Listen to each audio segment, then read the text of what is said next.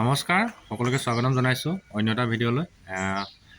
আপোনালোকে জানে যে অসমৰ বন বিভাগৰ যেতিয়া আপোনালোকৰ কেবিনেটত এপ্ৰুভেল কৰিছিলে খালী পদসমূহ, তেতিয়া তাত আপোনালোকে এটা কথা উল্লেখ কৰিছিলে যে 297 পোষ্ট অসম কি কয় ফৰেষ্ট কামাণ্ডো বুলি ওলাইছিলে। গতিকে সেইটো ভিডিঅ'ত মই এইটো বিষয়ে আপোনালোকক আজি আলোকপাত কৰিব বিচাৰিছোঁ। মই আপোনালোক আগতে কৈছিলোঁ যে 297ৰ যিটো পোষ্ট আছে সেই পোষ্টটো তোমাৰ কোনো কামাণ্ডো বুলি নহয়, সেইটো আৰু ফাৰ্ষ্ট ফৰেষ্ট বেটেলিয়ন বা ছেকেণ্ড ফৰেষ্ট বেটেলিয়নৰ খালী পদখিনিয়ে সেইটোৰ বিজ্ঞাপন আছিলে। কিন্তু তাত হয়তো কেনেদৰে প্ৰচাৰ কৰিছিলে নাজানো, কিন্তু তেনেকুৱা কোনো প্ৰক্ৰিয়া হোৱা নাছিলে বিভাগৰ কৰ্তৃপক্ষৰ ফালৰ পৰা মই গম পাওঁ যে। কিন্তু হয়তো আপোনালোকৰ ভৱিষ্যতে সেই 297ৰ আৰু যিকেইটা পোষ্ট আছে সেই পোষ্টটো এটা স্পেচিয়েলি কামাণ্ডো টীম কৰিব পাৰে।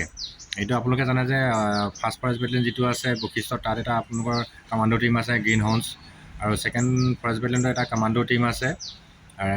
সেইকাৰণে যিটো আপোনালোকৰ নেক্সট যিটো 297ৰ পোষ্টৰ কামাণ্ডো টীম কামাণ্ডো বেটেলিয়ন, সেইটো আপোনালোকৰ ভৱিষ্যতে এটা নিৰ্দিষ্ট কামাণ্ডো টীম কৰাৰ প্ৰক্ৰিয়া যোজা চলি আছে। গতিকে আপোনালোকে সকলোৱে জানি গম ভাল পাব। আৰু অসম আৰক্ষীৰ যিটো 5টা কামাণ্ডো বেটেলিয়ন ল'লে, ঠিক তেনেদৰে আগৰ এটা আছিলে 6টা হ'ল।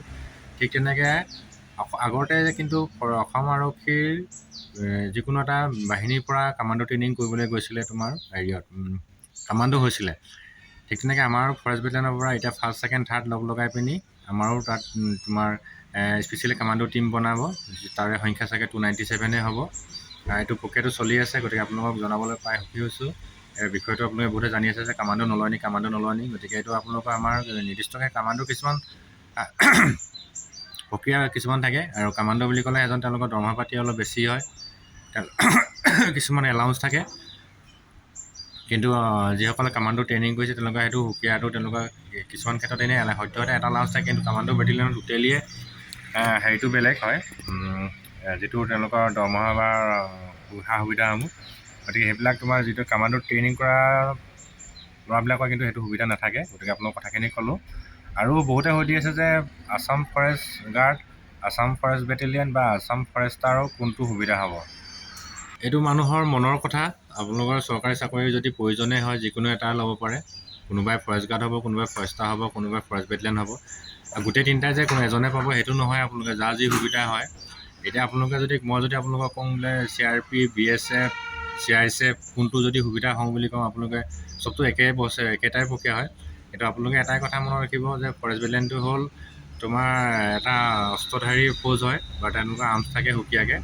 তেওঁলোকৰ অন প্ৰমোশ্যনৰ তোমাৰ ষ্টেপ বাই ষ্টেপ হ'ব, যেনেদৰে কনিষ্টেবলৰ পৰা নায়ক হাবিলদাৰ তেনেকৈ থাকিব। কিন্তু ফৰেষ্ট গাৰ্ডৰ আৰু সুকীয়া তেনেকুৱা নাই। ফৰেষ্ট গাৰ্ডৰ পৰা নেক্সট আপোনাৰ ফৰেষ্টাৰ 2 হ'ব, তাৰপৰা ফৰেষ্টাৰ 1 হ'ব, তাৰপৰা ৰেঞ্জাৰ হ'ব। গতিকে সেইখিনি প্ৰচেছখিনি হওঁতে বহুত দীঘলীয়া হৈ যায়। সেইকাৰণে আপোনালোকৰ নিজৰ মনৰ কথা। আৰু যিহেতু আপোনালোকে জানে যে গোটেই ফৰেষ্ট গাৰ্ডো বা ফৰেষ্টাৰ বা ফৰেষ্ট বেটেলিয়নো একেই থাৰ্ড গ্ৰেডেই হয়। তাত আপোনালোকে কোনো অসুবিধা নাই, খালি যিকোনো এটা ল'ব পাৰে, নিজৰ মনৰ কথা, যাৰ যি পচন্দ হয়। ঠিক তেনেকৈ কোনোবাই CISFত যাব, কোনোবাই BSFত যাব, কোনোবাই ITBPত যাব। ঠিক তেনেকুৱা কথা। আৰু কোনোবাই ফৰেষ্ট বেটেলিয়নত যাব, যাৰ যি ক্ষমতা থাকে। কিছুমানে হাথিয়াৰ ভাল পায়, সেই হাথিয়াৰ ভাল পোৱা মানুহখিনিয়ে ধৰি লওক ফৰেষ্ট বেটেলিয়নত আহিলে কোনোবাই হাথিয়াৰ ভাল নাপায়, ফৰেষ্ট গাৰ্ডত গ'ল। বা কিছুমান যিসকলে ধৰি লওক গ্ৰেজুৱেশ্যন আছে বা অলপ শিক্ষিত আছে, তেওঁলোকে ফৰেষ্টাৰ 1ত জইন কৰিলে। গোটেইকেইটা প্ৰক্ৰিয়াকেইটা একেটাই, কাম একেখিনিয়ে। কথাখিনি আপোনালোকে নিশ্চয় বুজি পালে। বহুতে সুধি আছিলে, কথাখিনি মই আপোনালোকৰ আগত ক'লোঁ। নিশ্চয় ভিডিঅ'টো ভাল পালে যদি শ্বেয়াৰ কৰি দিব। ধন্যবাদ।